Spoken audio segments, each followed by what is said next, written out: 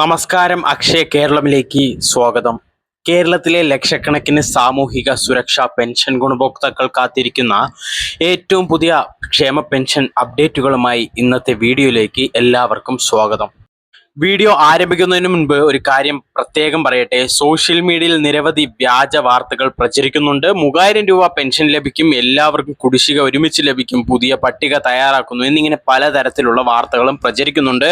അതുകൊണ്ട് ഔദ്യോഗിക വിവരങ്ങൾ മാത്രം അടിസ്ഥാനമാക്കിയുള്ള കാര്യങ്ങൾ മനസ്സിലാക്കുക. ഇപ്പോൾ പ്രധാന വാർത്തയിലേക്ക് കടക്കാം. കേരള സർക്കാർ ജൂൺ 2026 മാസത്തിലെ സാമൂഹിക സുരക്ഷാ ക്ഷേമ പെൻഷൻ വിതരണത്തിന് അനുമതി നൽകി. ഇപ്പോൾ വിതരണം ആരംഭിച്ചിരിക്കുകയാണ്. ഇതിനായി 1000 കോടിയിലധികം രൂപ സർക്കാർ അനുവദിച്ചിട്ടുണ്ട്. സംസ്ഥാനത്തുടനീളമുള്ള ലക്ഷക്കണക്കിന് ഗുണഭോക്താക്കൾക്ക് ഈ തുക വിതരണം ചെയ്യുകയാണ്. ജൂൺ 24, അതായത് ഇന്നലെ മുതൽ വിതരണം ആരംഭിച്ചതായാണ് റിപ്പോർട്ടുകൾ വ്യക്തമാക്കുന്നത്. ബാങ്ക് അക്കൗണ്ടുകളിലേക്ക് നേരിട്ടുള്ള DBT സംവിധാനത്തിലൂടെയും സഹകരണ ബാങ്കുകൾ വഴിയും ക്ഷേമ പെൻഷൻ തുക ലഭിച്ചുകൊണ്ടിരിക്കുകയാണ്. ചില പ്രദേശങ്ങളിൽ വീടുകളിൽ എത്തിച്ചും വിതരണം പുരോഗമിക്കുന്നു. ഇനി എല്ലാവരും അറിയാൻ ആഗ്രഹിക്കുന്ന ഒരു കാര്യത്തിലേക്ക് വരാം. ഈ മാസം ലഭിക്കുന്ന ക്ഷേമ പെൻഷൻ തുക അത് 2000 രൂപ തന്നെയാണ്.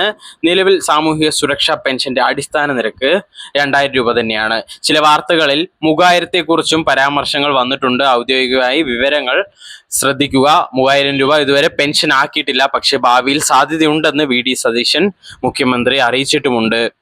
സർക്കാർ ഔദ്യോഗികമായി പ്രഖ്യാപിക്കുന്ന വിവരങ്ങൾ മാത്രം അംഗീകരിക്കണം. അത് പ്രധാനമായും ശ്രദ്ധിക്കണം. ഇനി പെൻഷൻ തടസ്സപ്പെടാതിരിക്കാൻ ഗുണഭോക്താക്കൾ നിർബന്ധമായും ശ്രദ്ധിക്കേണ്ട കാര്യങ്ങൾ നോക്കാം. ആദ്യമായി വരുമാന പരിധി. സാമൂഹിക സുരക്ഷാ പെൻഷൻ ലഭിക്കുന്നതിന് കുടുംബ വാർഷിക വരുമാനം 1 ലക്ഷം രൂപയിൽ താഴെയായിരിക്കണമെന്ന് നിബന്ധനയുണ്ട്. ഇത് സംബന്ധിച്ച് പരിശോധനകൾ തുടർന്നുകൊണ്ടിരിക്കുകയാണ്. അതിനാൽ അർഹതാ മാനദണ്ഡങ്ങൾ പാലിക്കുന്നുണ്ടെന്ന് ഉറപ്പുവരുത്തുക. രണ്ടാമതായി ബയോമെട്രിക് മസ്റ്ററിംഗ്. ഇതുവരെ സർക്കാർ മസ്റ്ററിങ്ങിന്റെ ഈ വർഷത്തെ 2026 വർഷത്തെ തീയതി പ്രഖ്യാപിച്ചിട്ടില്ല. അത് പല മാധ്യമങ്ങളിലും വരുന്നുണ്ട്. മസ്റ്ററിംഗ് തുടങ്ങി എന്നെല്ലാം പറഞ്ഞ് പ്രചരിക്കുന്നുണ്ട് യൂട്യൂബിലെല്ലാം. തീയതി ഇതുവരെ വന്നിട്ടില്ല. ഓഗസ്റ്റ് സെപ്റ്റംബർ മാസങ്ങൾക്ക് ശേഷമായിരിക്കും ഒരുപക്ഷെ മസ്റ്ററിംഗ് തുടങ്ങാൻ സാധ്യത. അതുകൊണ്ട് ഈ കാര്യം ശ്രദ്ധിക്കുക.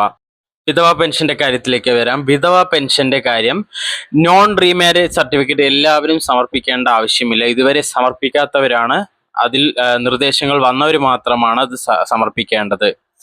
ഇനി ഇത് വലിയൊരു ആശ്വാസ വാർത്ത തന്നെയാണ്. എന്നാൽ മറ്റ് ചില വിഭാഗങ്ങളിൽപ്പെട്ടവർക്ക് തദ്ദേശ സ്വയംഭരണ സ്ഥാപനങ്ങളിൽ ആവശ്യപ്പെടുന്ന രേഖകൾ സമയബന്ധിതമായി സമർപ്പിക്കേണ്ടതാണ്. ജൂൺ 30 അവസാന തീയതിയായി ചില സ്ഥലങ്ങളിൽ അറിയിപ്പ് നൽകിയിട്ടുണ്ട്. അതിനാൽ പഞ്ചായത്ത്, മുനിസിപ്പാലിറ്റി അല്ലെങ്കിൽ കോർപ്പറേഷൻ ഓഫീസുമായി ബന്ധപ്പെട്ട് ആവശ്യമായ രേഖകൾ സമർപ്പിച്ചിട്ടുണ്ടെന്ന് ഉറപ്പാക്കുക. ഇനി പെൻഷൻ സ്റ്റാറ്റസ് പരിശോധിക്കേണ്ട കാര്യം നോക്കാം. നിങ്ങളുടെ പെൻഷൻ അക്കൗണ്ടിൽ തുക എത്തിയോ എന്ന് അറിയാൻ ഔദ്യോഗിക സേവന പെൻഷൻ പോർട്ടൽ ഉപയോഗിക്കാം. അതിനായി പെൻഷനർ ID, ആധാർ നമ്പർ അല്ലെങ്കിൽ ബാങ്ക് അക്കൗണ്ട് നമ്പർ ഉപയോഗിച്ച് നിങ്ങൾക്ക് പരിശോധന നടത്താം.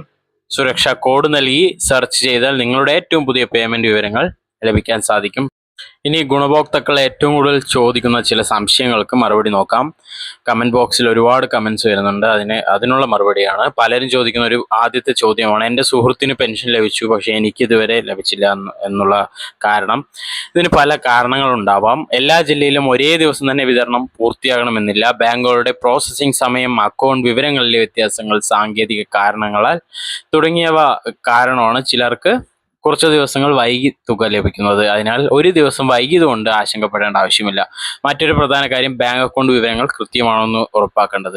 അതുപോലെ അക്കൗണ്ട് നമ്പറിലോ IFSC കോഡിലോ എന്തെങ്കിലും മാറ്റങ്ങൾ ഉണ്ടായിട്ടുണ്ടെങ്കിൽ അതും ശ്രദ്ധിക്കേണ്ട കാര്യമാണ്. തദ്ദേശ സ്വയംഭരണ സ്ഥാപനങ്ങളിലെ അത് അറിയിക്കേണ്ടതാണ്. തദ്ദേശ സ്വയംഭരണ സ്ഥാപനങ്ങൾ പറയുമ്പോൾ കോർപ്പറേഷൻ, മുനിസിപ്പാലിറ്റി, പഞ്ചായത്ത് എന്നിവിടങ്ങളിൽ അറിയിക്കേണ്ടതാണ്.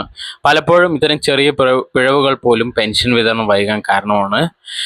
ഇനി പുതിയ അപേക്ഷകരെ സംബന്ധിച്ചും ഒരു കാര്യം പറയാം. നിലവിൽ പുതിയ രേഖകൾ സമർപ്പിച്ചിട്ടുള്ളവർ അപേക്ഷയുടെ പുരോഗതി കൃത്യമായി പരിശോധിക്കണം. രേഖകളിൽ എന്തെങ്കിലും അപാകതകൾ ഉണ്ടെങ്കിൽ അത് പരിഹരിക്കേണ്ടതാണ്. അല്ലാത്ത പക്ഷം അപേക്ഷ അംഗീകരിക്കുന്നതിൽ കാലതാമസം നേരിടാൻ സാധ്യതയുണ്ട്. കൂടാതെ പെൻഷൻ ലഭിക്കുന്നവർ അവരുടെ ആധാർ വിവരങ്ങളും ബാങ്ക് വിവരങ്ങളും പുതുക്കിയ നിലയിൽ സൂക്ഷിക്കണം. DBT സംവിധാനത്തിലൂടെയാണ് സർക്കാർ നേരിട്ട് തുക കൈമാറുന്നത്. എന്നാൽ വിവരങ്ങളിൽ പൊരുത്തക്കേടുകൾ ഉണ്ടാകാതിരിക്കാൻ പ്രത്യേകം ശ്രദ്ധിക്കൂ.